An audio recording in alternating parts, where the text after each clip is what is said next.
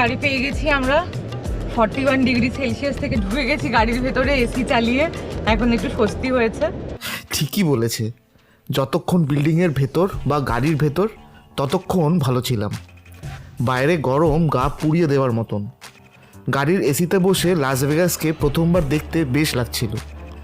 ভেগাসকে খালি ছুঁয়ে বেরিয়ে যেতে তখন আমাদের একটু খারাপ লাগে ঠিকই, কিন্তু তখন আমরা ম্যানমেড ওয়ান্ডারকে ছেড়ে প্রকৃতির ওয়ান্ডারের দিকে যেতে বেশি ইচ্ছুক ছিলাম। তবে আজকে আমরা আমাদের প্রথম ডেস্টিনেশন অবধি পৌঁছাতে পারবো না। বাইরে এত রোদ দেখতে পেলেও সময় তখন বাজে প্রায় রাত 8টা। রাতটা কাটাবার জন্যে মাঝপথে একটা শহরে থাকার ব্যবস্থা করেছিলাম আমরা। রাস্তায় আবার বাজার করারও কথা আছে।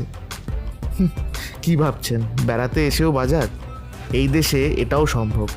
বলবো আপনাদের, বাজার করতে করতে কারণটাও বলবো।